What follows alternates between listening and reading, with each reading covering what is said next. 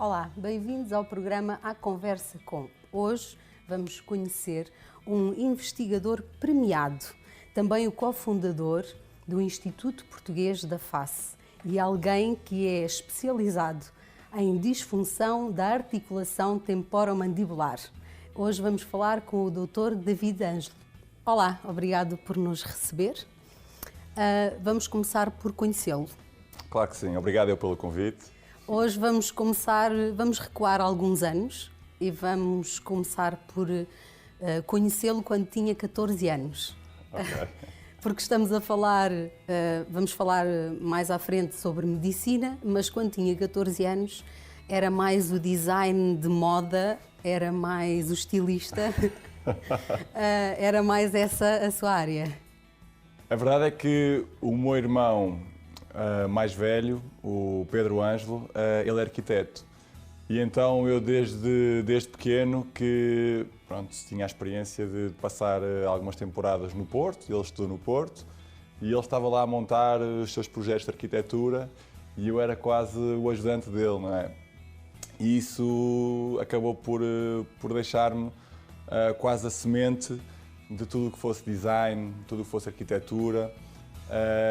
E depois, alguns anos mais tarde, lembro-me de estar com uns amigos e decidimos fundar uma marca de roupa, que foi a Arabu. Foi fundada com um amigo que é o Nuno, na altura eu tinha 14 anos, e começámos por fazer uma linha de chapéus.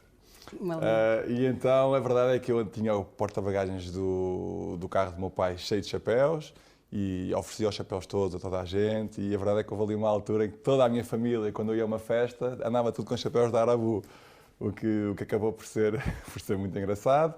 Disso surgiu-se uma linha de t-shirts, onde fizemos umas 150 ou 200 t-shirts, só que eu e o meu colega tínhamos uma grande dificuldade, que era vender as coisas. Então dávamos, e a empresa, prejuízo. Isto chegou a uma altura onde nós percebemos que não tínhamos perfil de negócio, que tinha sido uma aventura muito gira, que íamos acabar por dar estas t-shirts aos nossos amigos e familiares, e pronto, e aí a Arabu acabou por ter a sua última vaga de roupa, que durou cerca de um ano, desde o início da marca, até decidirmos encerrar o projeto. Mas é curioso que ainda eu continuo a vestir t-shirts da Arabu. E no outro dia fui à casa do meu colega, do Nuno, e estava o pai dele com uma t-shirt preta a dizer Arabu. E nós ficámos orgulhosos a pensar assim, passado quase 15 anos, ainda continua a haver aqui... Foi um bom projeto na altura errada. Na altura errada, mas a verdade é que as t-shirts tinham muita qualidade, porque passado 15 anos ainda continuam a durar, ainda continuam bem nítidas ali com o logotipo. E como é que se passa de roupa, como é que se passa de design para medicina ou para algo que tenha mais a ver com medicina? Ora, pois, isso é uma grande pergunta. A verdade é que eu sempre tive a dúvida se queria ser arquiteto ou queria ser médico. Andei sempre um bocadinho neste limiar. E depois, naturalmente, as coisas acabaram por se encaminhar para a medicina. E depois de ter entrado no curso de medicina, acabei por me apaixonar pela ideia de poder ser médico e de poder ajudar outros doentes, tentar investigar certos casos mais complexos e poder encontrar uma solução. O progresso da medicina, o desenvolvimento de novas tecnologias ligadas à medicina, basicamente foi uma explosão de sentimentos que me levaram depois a escolher exatamente ser médico. Sem nunca ter a certeza que era esse o meu percurso, mas se eu tinha aquela grande vontade de tentar, tentei, e depois, com o passar do tempo, fui começando a ganhar gosto pela profissão e pelo ambiente hospitalar, pela interdisciplinaridade das patologias, das discussões, de nada ser certo, de tentar sempre procurar mais e melhor, e isso acabou por me fascinar muito na área da medicina. Mas nessa altura já tinha uma ideia de qual seria a área dentro da medicina ou era a medicina no geral? Nessa altura era ainda... Sabe que nós, quando somos estudantes, muitas vezes criamos uma ilusão que vamos ser cirurgiões, ou vamos ser ortopedistas, ou vamos ser, pronto, sem saber bem ainda que todo o nosso futuro idealizado vai depender de um exame, que é o exame do Harrison. Ou seja, nós chegando ao 6º ano, temos um ano comum e depois antes do ano comum temos um exame que é o exame de acesso à especialidade, que é um exame de seriação, onde todos os alunos fazem o mesmo exame e depois, consoante a nota que têm nesse exame, vão escolhendo as vagas. Ora, por exemplo, no ano onde eu fiz exame, abriu, por exemplo, uma vaga de cirurgia maxilofacial. Pronto, e eu não tive nota para ter essa vaga, não fiquei com essa vaga automaticamente. Pronto.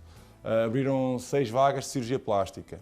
Eu mesmo que quisesse, não tendo a nota necessária que fosse para essa especialidade, eu não conseguiria. Ou seja, tudo depende muito desse exame e às vezes a frustração é grande. Há pessoas que repetem 3 e 4 vezes o exame até conseguir entrar naquela especialidade. Eu sempre quis, durante a minha faculdade, fazer algo ligado à área cirúrgica. Pronto. E, entretanto, encontrei na especialidade da estomatologia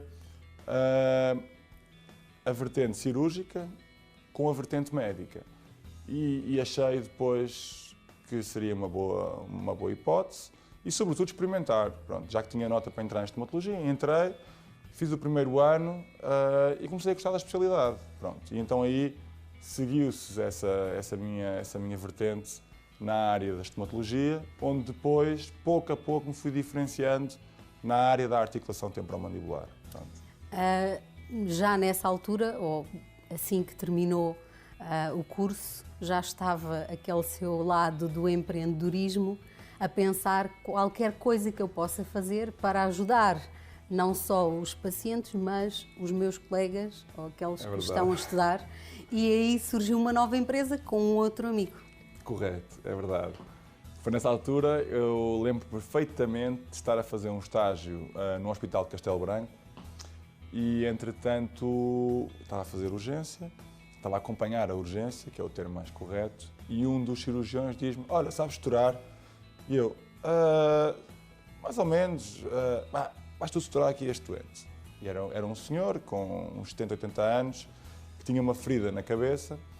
Bem, e eu lembro-me de calçar as luvas, eu sabia a teoria toda, mas depois a prática eu não tinha experiência nenhuma. Eu lembro-me de demorei cerca de 1 hora a suturar aquele doente. Basicamente, o médico estava sempre a pressionar-me: faz isto assim, pá, tu és incompetente, tu não sabes isto.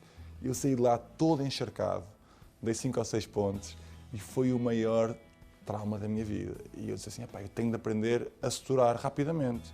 Fui à procura de uma solução no mercado e não encontrei nada.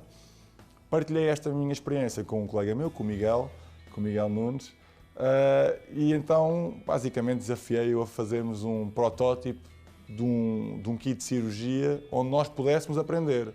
Começámos nós por aprender naquele kit, depois outros colegas: isso é tão giro, também posso ter um, não sei o quê. Começámos a fazer para os nossos colegas mais próximos, fizemos uns 30 kits, e depois estamos: esse cara está aqui um potencial negócio, vamos abrir uma empresa. E então assim foi. Abrimos uma empresa, um vizinho do meu pai era ferreiro, ainda é ferreiro, é o Orlando, e eu lembro-me de, no verão, fui lá para a oficina dele e andei lá a fazer vários protótipos em ferro, etc. E, entretanto, chegámos a um protótipo que era bastante funcional, era económico e cumpria o propósito que era os alunos aprenderem o básico da sutura. E foi com esse protótipo que começámos. Começámos realmente com uma pequena empresa que, entretanto, numa fase onde já estávamos mais desmotivados, porque o mercado é um mercado complicado, não é? E nós éramos jovens, tínhamos o curso pela frente, etc. Fomos ao Shark Tank. E então, quando fomos ao Shark Tank, é que a empresa ganha uma outra dimensão, uma outra projeção e ficámos mais profissionais. Depois deixou de ser, então, o ferreiro, amigo do meu pai, a fazer as plataformas. Arranjámos uma empresa já profissional, que fazia uma simulação 3D, etc. E a verdade é que essa empresa surgiu de uma necessidade que nós tivemos e que, basicamente, aproveitámos essa nossa visão, entre aspas, para depois entrar um bocadinho nesse mercado. Mas também, pronto, não foi assim um projeto tão bem sucedido, porque hoje em dia qualquer destes projetos exige muita dedicação e com uma vida muito complicada a nível hospitalar, trabalhar 70 horas no hospital, era muito complicado também ter essa vertente e essa veia empresarial, não é? Mas sempre o lado do empreendedorismo e a inquietude de fazer mais qualquer coisa. E então vem a seguir a Guiné. É verdade, depois vem a Guiné. A Guiné foi um projeto que eu sempre tive, eu sempre quis ir à África, sempre quis perceber como é que podíamos ajudar aquela população e perceber realmente viver a África e poder contribuir para a melhoria, mesmo que fosse muito pouca, mas uma melhoria da saúde daquelas pessoas que realmente sofrem bastante, não é? E então fiz um projeto. O projeto inicial era o ir para casos específicos de patologia oral e maxilofacial, onde mandei vários mails para médicos lá triarem esses doentes, para quando eu fosse, fazia as biópsias, trazia para cá as biópsias de avião e depois analisava e os casos mais graves trazia-os para Portugal para operar e para tratar deles. Pronto. Mas isto foi muito complicado em termos burocráticos, porque, por exemplo, depois eu não era autorizado a trazer para cá as biópsias. Tentei por diversos contactos que eu tinha, diversas redes, inclusive tive uma reunião com o primeiro-ministro da Guiné para ele me autorizar e houve sempre muitos obstáculos, ou seja, não consegui levar esse projeto avante, de modo que chegou uma fase onde o que eu fiz foi então consegui que o hospital me financiasse quase 50 mil euros em material cirúrgico, consegui que a AMI levasse um gerador para montar lá um pequeno bloco operatório. E foi assim, então fui com um grupo de enfermeiros, médicos, para fazer basicamente tudo que fosse intervenções cirúrgicas na face e não só. Fomos para a zona de Bulama, que era um hospital realmente muito degradado, com muito poucas condições, não tinha eletricidade, por exemplo. E quando chegámos, aconteceu uma coisa terrível. Foi que tinham roubado o gerador. Então, de repente, o projeto caiu outra vez todo por água abaixo. Roubaram o gerador e não tínhamos eletricidade, não tínhamos nada, tornou-se muito complicado fazer qualquer tipo de intervenção mais complexa. E então, basicamente, eu limitei-me com uma lanterna de campismo a fazer pequenas intervenções aos doentes que iam aparecendo. Pronto, e montámos ali, basicamente, uma sala de pequena cirurgia, pronto, digamos assim, mas onde eu senti depois, percebi que tinha sido demasiado megalómano no projeto, porque aquelas pessoas nem lavar as mãos lavavam antes de fazer qualquer tipo de procedimento. Não é? Então eu comecei pelo mais básico, que era, íamos ao poço com os enfermeiros, buscar água, ensinar a lavar as mãos, etc. Depois, ao quarto dia, metade daquele material que nós tínhamos levado tinha também sido roubado, está a perceber? E é uma coisa muito difícil trabalhar em África, muito difícil, e realmente eu saí lá frustrado porque nada daquilo que eu tinha planeado tinha ido avante e eu tinha contribuído muito pouco para ajudar aquelas pessoas. Senti-me realmente impotente e senti-me que aquele projeto foi todo por água abaixo. Pronto. Acabei por ajudar como podia, em pequenas coisas, realmente métodos, passámos uma visita na enfermaria, fazemos um diário clínico, mas a sensação real que eu tive foi que, indo embora, voltou tudo à estaca zero. Pronto, e isso é uma coisa muito triste. E pronto, foi uma experiência, mas realmente hoje em dia, se eu fosse, iria com um projeto mais básico, tentar, através de pequenos gestos, mudar, se calhar, a mentalidade das pessoas. Sim.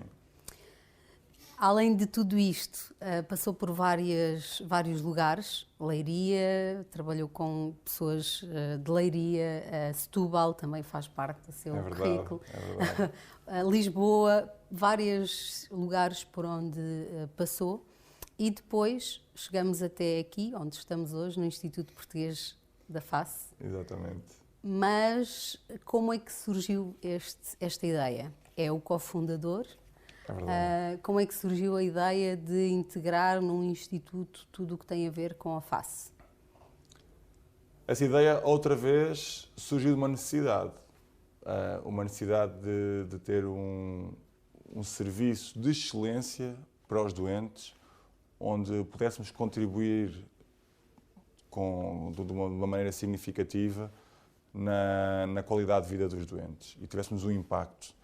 E então, hoje em dia, infelizmente, no Sistema Nacional de Saúde é difícil criar uma equipa com uma estrutura sólida e, entretanto, eu e o David conhecemos-nos de uma maneira muito interessante, que eu comecei por me dedicar à área da articulação temporomandibular no Hospital de Santa Maria e o David, na mesma altura, dedicava-se também a esta área no Hospital Universitário de Coimbra. Mas nós não nos conhecíamos, sabíamos da existência um do outro, mas não tínhamos qualquer tipo de ambição de ser amigos ou de colaborar. Não. Cada um fazia o seu percurso e andámos aqui um bocadinho em linhas separadas durante cerca de um ano. Até que eu organizo em 2014 o primeiro congresso ibero-americano de patologia da articulação temporomandibular, onde faço uma conferência onde trouxe alguns convidados estrangeiros, do Brasil, da Argentina, etc. E foi um sucesso, pronto, aqui no Hospital de Santa Maria. O David soube disso, em Coimbra, e pensou, bem, ele já está um ponto à frente. E então ele, logo a seguir, junta um grupo de profissionais nesta área, interessados nesta área, e é fundador da Sociedade Portuguesa de Disfunção da Articulação Temporomandibular, mas também não me convidou.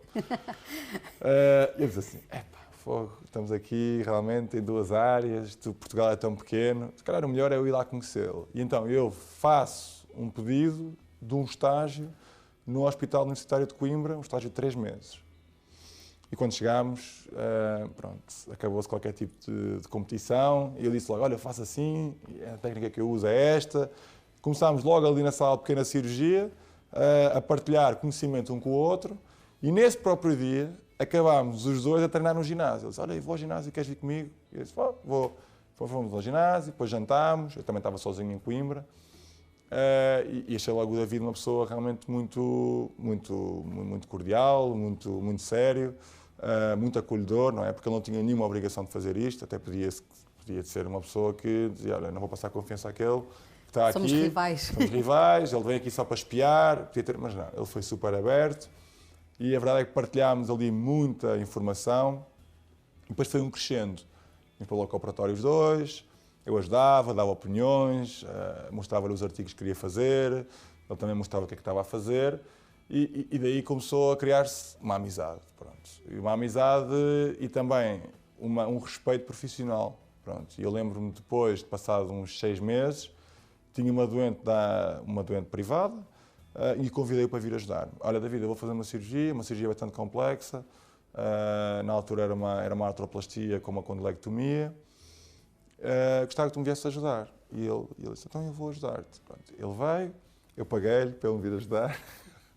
Depois, a seguir, ele também foi cordial e houve uma outra cirurgia, ele convidou-me para eu ir ajudar.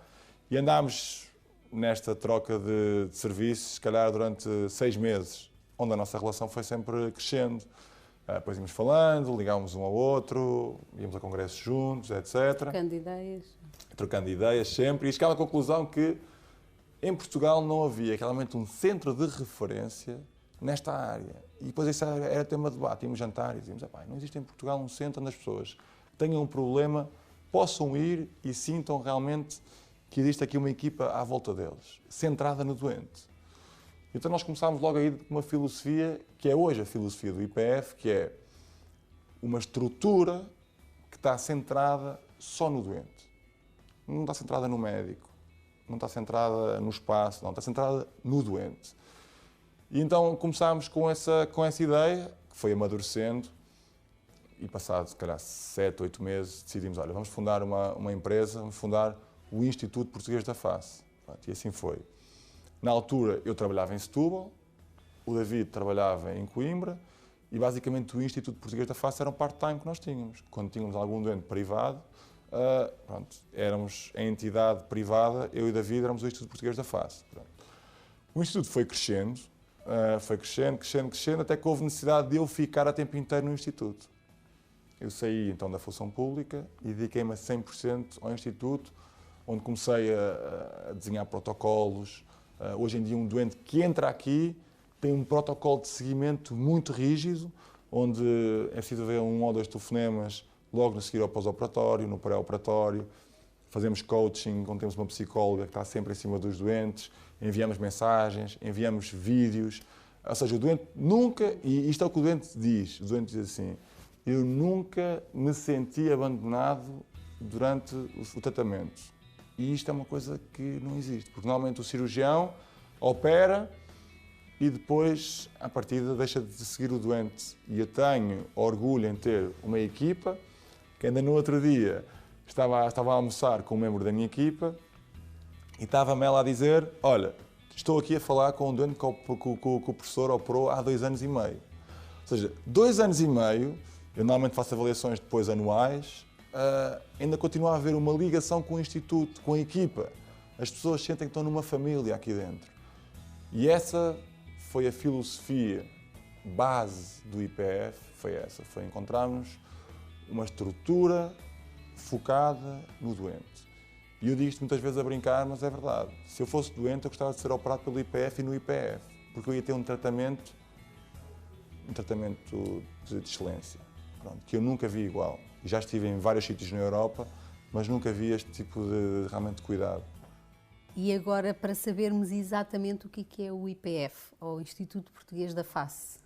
Claro, o Instituto Português da Face é um centro, um instituto onde nós tratamos qualquer patologia cervicofacial. Sobretudo, estamos focados em 4 áreas. A primeira área é a articulação temporomandibular, ou seja, todo o tipo de doente que tenha algum tipo de patologia nesta articulação, que tenha estalidos, que tenha dor, que não abra bem a boca, que fique com bloqueios, como contou a história do seu colega, estava a comer, ficou com a boca bloqueada, que tenha crepitações e aquele ranger aqui na articulação. Esse tipo de doentes é um doente que vem aqui e nós fazemos um tratamento global, multidisciplinar, com fisioterapia, acupuntura, cirurgia, se for preciso, e tentamos realmente abraçá-lo numa vertente global. Depois, a segunda grande área que nós estamos focados é a área da cirurgia ortognática, que são doentes que têm, basicamente, dismorfias dentofaciais, têm, por exemplo, o queixo muito grande, ou têm a maxila muito retruída, não conseguem fechar bem os dentes, não conseguem articular bem os dentes, têm uma oclusão muito pouco favorável. E nesses doentes o que nós fazemos é realmente ou recuar o queixo, ou avançar o queixo, ou impactar um bocadinho, ou seja, conseguimos mexer os maxilares de maneira a que depois exista uma articulação favorável dos dentes. E isso vai permitir que estes doentes consigam mastigar confortavelmente e que tenham uma estética muito mais apelativa, não é? Pronto. Então, ou seja, a primeira área, disfunção da ATM, a segunda área, a cirurgia ortognática, a terceira área de excelência é a área da implantologia avançada, ou seja, doentes que tenham colocado uma prótese removível há 20 anos, praticamente não têm osso nos maxilares, não são bons candidatos para os implantes tradicionais, então nós temos uma técnica que é um bocadinho aqui exclusiva nossa, que é um implante que fica ancorado aqui neste osso. Okay? É exclusiva porque nós utilizamos um protocolo diferente dos outros colegas. Pronto, temos uma via de abordagem diferente, porque estes implantes já existem desde 1980 e tal, 83, salvo erro, foram desenvolvidos por Brandmark. São os implantes mais longos, que são indicados para doentes que não tenham um osso do maxilar. E nós dedicamos-nos a esses casos mais extremos. Pronto. Ou seja, a implantologia avançada e depois temos a área da feminização facial, que é uma área onde, hoje em dia, cada vez a feminização, ou seja, a cirurgia de alteração de género está mais na moda, é mais frequente, é mais aceito pela sociedade e o que nós queremos e o nosso desafio é termos um doente que se consiga inserir na sociedade sem que haja qualquer tipo de percepção de qual é que era o género anterior. Okay? Ou seja, não há uma identificação e como nós sabemos que a face é quem identifica o doente, estes doentes procuram-nos por isso. Pronto, e fazemos cirurgias, desde basicamente afilar aqui o mento, a protruir aqui mais a zona do zigomático, esta bossa frontal reduzi-la, reduzir aqui a cartilagem, também fazemos muito, ou seja, estamos muito focados nestas 4 áreas. Depois há uma parte da investigação, que é aquela Correto. parte que faz brilhar os teus olhos, que é a investigação, e uma investigação numa área específica. Certo. Certo? E esta investigação é importante e é aquilo que faz avançar, digamos assim, o vosso trabalho também aqui no Instituto. Avançar no sentido em que procuram novas opções para os pacientes que vocês veem, que têm todos os dias em gabinete. Sem dúvida. Hoje em dia, eu acredito que é através da investigação que se consegue realmente o progresso na medicina, como em tantas outras áreas, na informática, etc. A investigação é o que nos permite ir mais além. Mais uma vez, um projeto que surge de uma necessidade. Nunca mais me esqueço, é um doente que eu até tenho ali no meu gabinete, as fotografias dele, que era o Etivaldo Kamala, que era um doente que veio exatamente da Guiné, e que não abria a boca mais do que 2 milímetros. E, entretanto, ele tinha 16 anos. E ele dizia-me que pronto, não conseguia mastigar, comia com uma palha lá para trás, e esse caso marcou-me. E, entretanto, numa revisão que fiz à literatura, percebi que não havia um tratamento ideal para aquele doente. Pronto. Além da prótese. Mas a prótese, além de ser extremamente cara, num doente que ainda estava numa fase de crescimento, não era logo não era uma abordagem que toda a gente, não era parcial, basicamente, não era uma abordagem uniforme e toda a gente fosse, não era uma abordagem aceite pela comunidade científica, de modo que o que fizemos foi uma abordagem que era mais tradicional num serviço, onde interpusemos entre as duas superfícies do osso uma faixa que é a faixa do músculo temporal, que acabou por, em 6 meses, recidivar e formar uma nova anquilose, e o doente andou neste ciclo, ou seja, nós não conseguimos realmente tratá-lo. E eu percebi ali que havia uma lacuna e era importante tentar encontrar um biomaterial que se pudesse interpor naquela superfície e formar, basicamente, um novo disco articular. Pronto. Então, esse foi o mote para a minha investigação. Vou tentar encontrar um biomaterial que consiga, basicamente, reproduzir o disco do humano. E então comecei por tentar perceber qual é que seria o melhor modelo animal para fazer este tipo de estudo. Que o que estava padronizado pela literatura era o porco. Mas eu lembro-me de ir operar 3 ou 4 porcos e era uma dificuldade imensa, porque uma arcada zigmática revestia a articulação, era preciso remover a arcada para entrar na articulação, e só o facto de removermos uma estrutura que não existe no humano já pode induzir a conclusões erradas.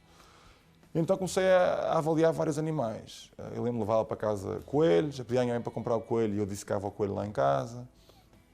Fui vendo de vários animais, porque não havia nada na literatura bem definido. E, entretanto, lembro-me de ir também explorar a ovelha. Até fui ali para a Faculdade de Medicina Veterinária ver os crânios que eles tinham lá, pesquisar qual é que tinha uma articulação mais similar. E a ovelha pareceu-me um excelente animal, porque tinha uma articulação muito similar à do humano. E então foi a minha base, vou começar a trabalhar na ovelha.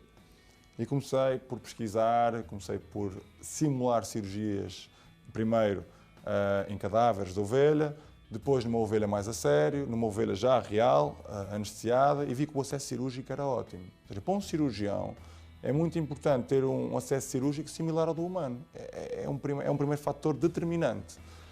E depois, a partir daí, então, comecei a fazer estudos anatómicos mais rigorosos, comecei a fazer estudos biomecânicos, estudos histológicos, e publiquei em 2016 um artigo científico onde concluí exatamente que a ovelha era o animal mais adequado para a investigação na área da articulação temporomandibular. Publiquei esse artigo acabou por ter uma repercussão grande na comunidade científica, de modo que depois um grupo de americanos que tem muita influência científica convidou-me para participar chama-se isto um position paper, que é um artigo científico, onde juntam diversos especialistas numa área, e convidaram-me a mim para ser especialista na área da ovelha, da articulação temporomandibular da ovelha.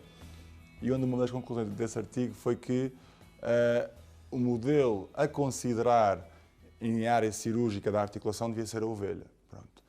Isso acabou por ter impacto, porque acabei por mudar um paradigma de há muitos anos, não é? E depois disso era necessário um estudo de investigação de alta qualidade. Para quê? Para permitir que as minhas conclusões fossem válidas e realmente tivessem poder científico. Então desenhei um estudo com a colaboração do professor Joaquim Ferreira, da Faculdade de Medicina, que me ajudou imenso nesta área de desenhos, de estudos de investigação, com um grupo de ovelhas, que era um grupo de controle, onde nós simulávamos uma cirurgia à ovelha, mas não a fazíamos realmente. Na outra, tirávamos o disco e não punhamos lá nada a interpor. E na outra, este é que foi um grupo que foi pioneiro a nível mundial, foi tirar o disco e voltar lá a pôr o disco, para perceber o quê? Se a minha intervenção cirúrgica causa ou não um dano à articulação. Então, neste primeiro estudo, concluímos que sim, a nossa intervenção causa um dano na articulação, okay? E tirarmos o disco da articulação também causa um dano severo. Pronto. Outra característica piloto e inovadora deste estudo foi que fizemos as intervenções bilaterais, numa articulação e na outra. Se formos rever a literatura, o que é que toda a gente fez? Tirou ou fez uma intervenção de um lado e o grupo de controle era o lado contralateral. Ora, isso está errado. Porquê? Porque hoje se sabe que esta articulação, sendo bilateral, quando fazemos uma intervenção do lado, também tem uma repercussão no lado contralateral. E então isso é um erro de metodologia, que leva a erros de conclusões. Então nós tentámos minimizar esse erro e fizemos intervenções nas duas articulações. E isso, pronto, esse desenho de estudo muito inovador também levou depois a ganhar um prémio de investigação. E, entretanto, enquanto estávamos a fazer esse projeto e esse estudo, estávamos nas universidades a tentar desenvolver um biomaterial para interpor na articulação. Pronto. E assim foi. Pusemos 3 materiais. Um foi produzido na Universidade de Pittsburgh, nos Estados Unidos, uma parceria que eu fiz, e depois 2 aqui no Instituto Politécnico de Leiria. Pronto. Neste momento já tenho os resultados. Os resultados foram muito significativos num biomaterial que nós utilizamos, embora não tenha sido homogéneo, porque houve uma ovelha que não teve uma regeneração total da articulação temporomandibular. Pronto. Portanto, no grupo todo que nós utilizámos, houve uma ovelha houve só uma que não teve esse comportamento de regeneração da articulação, o que nos levou a ser prudentes e cautelosos e pedir um subsídio europeu para repetir o estudo numa outra série de ovelhas e perceber se realmente foi aquele caso, foi um caso, um drop-off, um caso fora da caixa, ou se iremos ter no futuro algum tipo de expectativa em que haja um problema com este biomaterial. Pronto. E agora precisamos de uma amostra maior para tirar mais conclusões. Mas isto contado assim parece que foi tudo espetacular, correu tudo muito bem. Todo este estudo, toda esta investigação, mas na verdade quando teve a ideia, quando pensou agora eu tenho que fazer a investigação, agora eu preciso de ter ovelhas e de investir nisto, não foi logo assim aceite à primeira e não teve logo os apoios, as ajudas que precisava na altura. É verdade, infelizmente é verdade. Eu acho que esta foi realmente a fase onde eu andava mais desapontado com tudo, porque tudo me corria mal. Tudo me corria mal. E eu desgastei-me muito nessa fase. Eu realmente sofri um desgaste grande porque tentava, lutava, mas era como lutar contra uma parede e não conseguia atravessá-la. Era uma coisa realmente muito desgastante. Eu lembro-me de, por exemplo, só a própria tese de doutoramento para ser aceite, eu tive de modificá-la 7 vezes. Porque, ora, era o biotério que não estava certificado, ora, não havia biotérios certificados em Portugal, como é que eu ia ter um biotério certificado? Então tive de construir um biotério. Em casa dos meus pais, pedi dinheiro ao banco, pedi 40.000 euros ao banco, construí um biotério e hoje é um biotério certificado. E um biotério é? Um biotério é um centro de investigação para animais. Mas, pronto, eu inicialmente queria fazer esse estudo num biotério da faculdade, mas o Comitê de Ética disse, não, esse biotério não é certificado, tem de arranjar um biotério certificado. Ora, o biotério certificado era em Cáceres, fui a Cáceres. Em Cáceres pediam-me 17.000 euros por mês para ter lá as ovelhas. Ou seja, para ter lá as ovelhas 6 meses eu ia gastar quase 80.000 euros, que era impensável. Então decidi, ora, vou construir um biotério em minha casa. E hoje tenho um biotério em casa, um centro de investigação animal certificado. Pronto, foi uma fase muito complexa. À parte dessa parte complicada de conseguir que a tese fosse aceita, tentei várias vertentes de financiamento, projetos da FCT, foram todos chumbados, fiz 6, um projeto da FCT à volta de 90 páginas, eu sem experiência nenhuma, a fazer aqueles projetos à tarde, depois do hospital, à noite, foi muito complicado. Depois, a parte de tentar obter financiamentos, sempre a tentar ir àquela empresa, à outra empresa, dizer, olha, tenho este projeto, quero fazer, querem me apoiar, nunca ninguém me apoiou. Bolsas de investigação, ganhei 7 no total, mas concorria mais de 60. Porque uma das questões era ou era investigador ou continuava no hospital. Isso é outra. Ou seja, eu acho que eu estou a escrever um livro sobre isto, que se chama Peripécias de um Jovem Investigador. Então esta foi uma particularidade, foi que eu ganhei a bolsa de doutoramento da Faculdade da Universidade de Lisboa, mas depois de ter ganho a bolsa e ter ficado em primeiro lugar, disseram-me, você agora ou trabalha no hospital ou é investigador. E eu era interno. Eu disse, eu sou interno, não posso agora simplesmente sair do hospital. A minha vida é a nível do hospital e a nível da investigação, mas eu consigo conciliar as duas coisas. Ah não, você agora tem de escolher. Pronto, eu tive de recusar, tive de escrever um documento a dizer que abdicava daquela bolsa. Mas foi uma coisa que me desgastou também, porque concorrer àquela bolsa foram muitos relatórios que eu tive de fazer, foram muitos documentos, perdi muitas horas a fazer aquilo e inicialmente classificaram-me como elegível para entrar e concorrer àquela bolsa. Ora, se eu era elegível ao início, no final haviam-me ter dito, com as condições atuais, você recebe aqui a sua bolsa e compra a sua atividade, e como bolseiro, e compra a sua atividade como médico. Pronto. Isso não aconteceu. De modo que foram peripécias e peripécias, em termos burocráticos, que desgastaram-me muito e deixaram-me muito desanimado, e eu tive muitas vezes para desistir do projeto. Muitas vezes mesmo, porque era uma coisa que eu às vezes começava a chorar de ouvir não aqui, não ali, não em todo lado. E eu queria fazer uma coisa simplesmente para tentar ajudar os meus doentes. É uma coisa que é complicado de explicar, mas sempre tive o apoio dos meus pais, sempre me disseram, David, tenta, luta por isso, se tu acreditas nisso, continua e vais ser bem sucedido. E isso deu-me sempre muita força, muita coragem e tentei sempre. Eu lembro da secretária da Faculdade de Medicina dizer-me, bem, metade dos seus colegas, ou quase para dizer todos, já teriam desistido nesta fase e você é um lutador e ainda aqui está. Eu acredito que realmente tive a atitude certa, porque eu queria desenvolver algo de novo para ajudar os doentes. Ainda não estou nessa fase, como lhe disse, ainda não tenho os resultados completamente seguros para poder aplicar este disco no humano, mas acho que aprendi muito e acho que estamos no caminho certo e acho que tenho uma vantagem, eu tenho 33 anos, ainda tenho muito tempo para investigar e para poder contribuir. Agora, faltam apoios? Faltam. Um jovem investigador como eu fui naquela altura, se tivesse os apoios certos, teria feito um trabalho muito mais rapidamente, muito menos desgastante, se calhar com outra visão, etc., com outro apoio, que não tive. Eu fui realmente, andava a fazer isto, mas muito, como se diz, a partir pedra. Eu parti muita pedra para chegar e para fazer as coisas. E se calhar podia ter, em vez de estar a partir pedra, podia estar a raciocinar ou com ideias geniais, não é? E além de me ter desmoralizado muito, eu acredito que 70%, 80% das pessoas desistam nesta fase. Pronto, veem, olha, isto não é possível lutar contra isto, pronto, não vou desistir, vou acomodar-me ao que eu faço no dia-a-dia, porque realmente não compensa ter este esforço todo. E isso é situações complexas. Mas pronto, depois, essas são as peripécias burocráticas.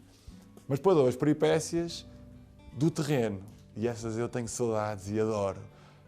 Eu tive histórias da primeira vez estar com o meu pai.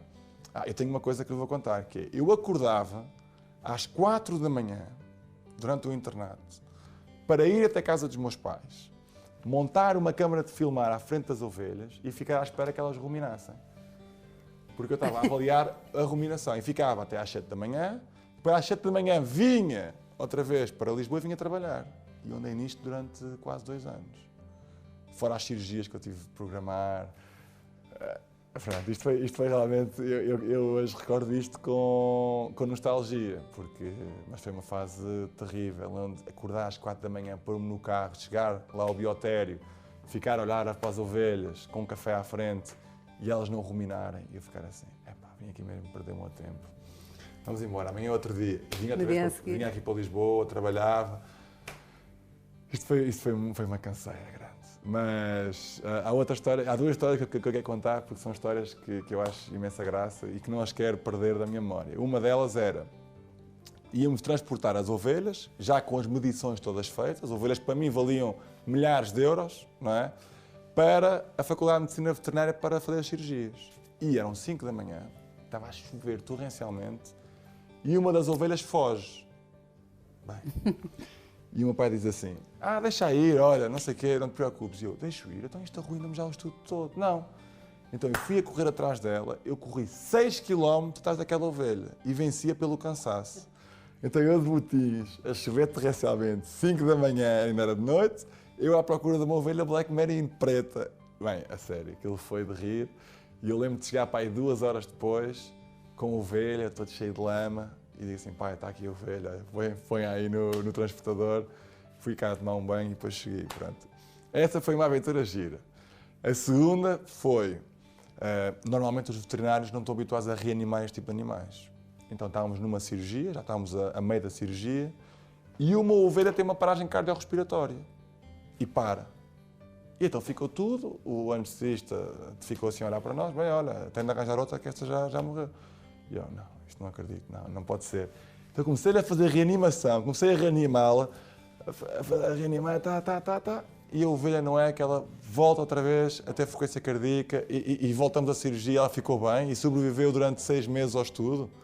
Bem, então essa história foi linda, porque realmente estava tudo a olhar para mim, o que é que este tipo está para aqui a fazer? A reanimar uma ovelha. E realmente, sem experiência nenhuma, reanimei a ovelha e lembro dessa história com muito carinho, porque ainda hoje nos congressos, depois eu convidei alguns cirurgiões de fora para vir cá ajudar.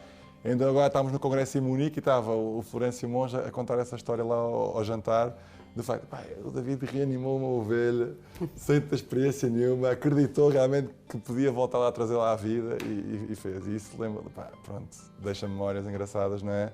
De um tempo onde dávamos tudo por aquele estudo. Dei tudo e se eu perdesse aquela ovelha, comprometia o estudo todo. Imagina claro. O que era o stress que eu tinha diário. Eu, enquanto a ovelha estava a fazer o transporte, eu ia cheio de medo, podia haver um acidente no carro e havia um furo, ou uma ovelha se fugia, andava sempre sobressaltado eu. E agora que terminou esta fase, está a preparar-se para uma nova? É verdade, agora é verdade que estou a preparar-me para uma nova, mas agora tenho uma vantagem.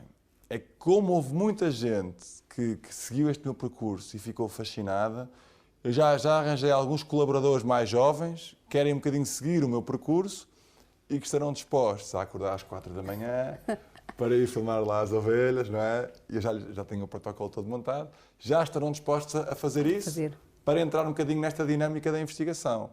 Ou seja, neste momento eu acho que já irei fazer esta terceira fase da investigação com um bocadinho de mais conforto e não terei de acordar às 4 da manhã. Agora tem uma fase nova, que é a fase nova no sentido em que, enquanto está à espera de voltar a esse estudo, tem os congressos, tem as cirurgias. É verdade. Mas os congressos é algo que gosta também, partilhar com as outras pessoas aquilo que faz e aquilo que aprendeu.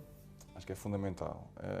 Essa é uma outra área que eu acho extremamente importante, que é importante para o progresso da medicina, é a partilha e a divulgação dos nossos conhecimentos. Ou seja, se eu fizer aqui muita investigação, tiver muitos resultados, mas não os partilhar com a comunidade científica, ou seja, valem para mim internamente, mas eu acho que isso não é correto. Acho que devemos partilhar tudo. Não só ensinar os outros, como partilhar a nossa informação. Então, nos congressos temos essa oportunidade. Estamos com os grandes líderes mundiais e estamos ali a expor o nosso trabalho.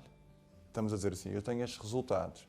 E isso é coragem, não é? Para fazê-lo, porque somos criticados, mas essas críticas servem sobretudo para nós crescermos e melhorarmos os tratamentos que damos ao nosso doente, não é? Pronto. Então eu acho que eu gosto de ir aos congressos, não só para criticar os outros, pronto, porque acho que isso obriga-me a estar intelectualmente atento às coisas. Eu quase... É raro ir ouvir uma conferência e não fazer uma pergunta. Estimula-me o meu intelecto. O que é que ele fez assim? Eu gosto sempre de fazer uma pergunta. E também gosto que me perguntem a mim coisas. Pronto. Ainda agora, o último congresso que eu tive foi em Munique, foi o Congresso Europeu de Cirurgia Crânio-Maxilofacial. Que é o primeiro português. Eu sou o primeiro português a entrar na Sociedade Europeia de Cirurgiões da ATM. Isso é verdade. Que foi um feito que tem dias, não é? Foi em Munique. Andei 2 anos a preparar-me para aqueles exames. É um grupo que tem 22 médicos, todos cirurgiões da articulação temporomandibular. Pronto. E juntaram-se há cerca de 12 anos e fundaram uma sociedade fechada onde se discutem protocolos, guidelines, tratamentos, inovação na área da articulação, etc. Mas é um grupo fechado, discute-se em fechado. Isso é uma das coisas que eu, por acaso, não gosto. Ou seja, é como se fôssemos um clube e estamos ali só a discutir entre nós, mas não sai nada para fora. Eu agora já faço parte desse clube e tive a oportunidade, durante estar em Munique, e estar a ouvir realmente muita informação que eu não fazia ideia, porque é fechado, é um clube fechado. Pronto. Agora que estou lá dentro, também terei a missão, se calhar, de tentar convencê-los a partilhar essa informação cá para fora, que é importante que toda a comunidade científica saiba o que é que nós fazemos. Pronto. Mas esse foi realmente para mim foi um privilégio e uma honra poder pertencer àquela sociedade, ser o primeiro português na sociedade europeia, o que também me traz uma grande responsabilidade neste momento para com os meus doentes, que quando vêm ter comigo têm alta expectativa, não é? Claro. E isso é um desafio e eu espero estar à altura dos problemas dos doentes que me procuram, claro que sim. Teríamos aqui muito mais coisas para falar, mas para começarmos a terminar, professor David Ângelo, que além de congressos, além de investigação, além de cirurgias, além de ter os pacientes, além de empreendedor, tem com certeza aquilo que todos temos, uma vida pessoal. Então a família, os amigos, os hobbies, onde é que fica o tempo para todas essas coisas? É verdade. Cada vez é menos, infelizmente. O tempo voa e nós, muitas vezes, paramos para pensar, bem, eu hoje só trabalhei. E isso realmente, às vezes, é triste e leva-nos a querer mudar um bocadinho a maneira de viver, não é? Queremos ter tempo para o trabalho, mas também tempo para a família. A verdade é que eu vou agora casar. Conheci uma mulher fantástica que me preenche e realmente que me dá tranquilidade mental e espiritual para continuar com estes projetos de investigação e que me apoia, claro, e que me compreende também, não é? Que também é médica e isso se facilita porque percebe que ser médico é muito exigente. E agora, claro, cada vez, acho que a partir do momento onde estamos a formar cada vez mais uma família, eu tendo mais consciência que a minha entrega não pode ser total ao trabalho, mas eu tenho de dedicar tempo à família. E a verdade é que agora, o ano passado, eu ofereci à minha futura mulher um cão, que foi o primeiro teste antes de termos filhos, não é? Digamos assim, mas foi sobretudo para estimularmos mais este ambiente familiar, para sairmos mais de casa, para passearmos. Então ofereci-lhe um cão salsicha, que é o Tito, que é um grande terrorista, que vai fazer agora 1 ano no próximo dia 6. E tem sido uma experiência, pronto, que deu-nos mais esta sensação de família, não é? E depois, fora a minha mulher, a minha vida mais privada, tenho, claro, os meus pais, que são as pessoas que eu mais admiro na vida e a quem eu devo tudo. Eu devo-lhes tudo, porque eu sou quem sou graças a eles. E a verdade é que realmente é fantástico eu poder ter uns pais que sei que, independentemente daquilo que possa acontecer, eles vão estar sempre aqui para mim. E isso é uma coisa que pronto, não tem explicação. Não tem explicação e eu tenho uma grande admiração por eles. E eles têm-me apoiado em tudo o que eu tenho feito. E eu repito sempre isto, eu espero um dia ser metade para os meus filhos do que eles foram para mim, porque meus pais foram É uma coisa que não tem explicação. E agora, para terminarmos, gostaríamos de saber como é que está a erva à porta da casa dos seus amigos? Essa é uma expressão que usava muito com a minha avó. Não deixes crescer erva à porta dos teus amigos.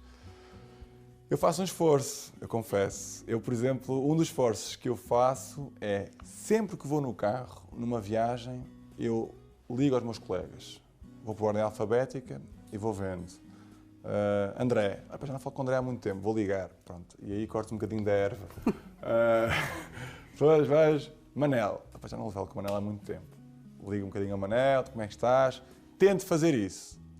Já fiz mais, já. Que agora, se calhar, ando sempre a ligar para outras pessoas de trabalho, aproveito as viagens de carro para trabalhar. Mas faço um grande esforço e tenho uma coisa que tento fazer sempre, quando vou, por exemplo, a Coimbra, digo aos meus colegas, estou em Coimbra, olha, estou aqui, querem fazer alguma coisa, querem beber um café, pronto, para tentar realmente não perder o contacto com as pessoas. Mas reconheço que cada vez é mais difícil e então, a partir do momento onde temos trabalho, família e depois ainda conseguir incluir aqui os amigos, com muita pena minha, cada vez os amigos que vão sendo mais sacrificados nesta distribuição, não é? De afetos. Mas é uma expressão que a minha avó usava e eu nunca me esqueço, nunca deixes crescer a erva à porta do teu amigo. Eu tento, mas se calhar às vezes tenho de ir realmente com o corta-relvas um bocadinho mais baixo para a erva não crescer, é verdade. Então, nós terminamos aqui esta conversa, no Claro. fundo foi uma conversa. Claro que sim. Alguma coisa que queira deixar para aqueles que estão a ouvi-lo, alguma palavra, alguma informação que queira dizer àqueles que estão lá em casa?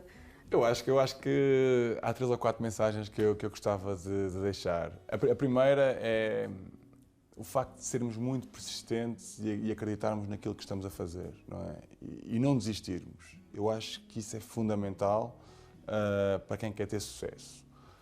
A outra mensagem, eu acho que hoje em dia há um equilíbrio entre atitude e conhecimento, sobretudo na área da saúde. Eu acho, se calhar, que a atitude que a pessoa tem perante os doentes, perante os problemas, perante a vida, creio que é mais importante do que o conhecimento. É uma balança que temos que pesar e a atitude hoje em dia faz muito. Eu posso ter muitos conhecimentos científicos, mas se tiver a atitude errada em relação aos meus doentes, não vai servir de nada. Por isso, nunca desistir, acreditarmos em nós próprios, temos uma atitude correta e que achamos que realmente é o melhor para os outros, e depois tentarmos ser a melhor versão de nós próprios, todos os dias. Acordarmos, hoje vou tentar ainda ser melhor do que ontem. Eu acho que se conseguirmos juntar estas três mensagens, não é? E todos os dias tentar pensar um bocadinho nelas, acredito que podemos fazer um mundo melhor, acredito que podemos ter mais tranquilidade espiritual, não é? E podemos ser bem-sucedidos também, que é importante, como é óbvio, não é? Claro. Muito obrigado mais uma vez por esta conversa. Nós ficamos por aqui e estaremos de volta no próximo programa com um novo convidado, uma nova conversa. Com certeza que vai gostar de estar na nossa companhia.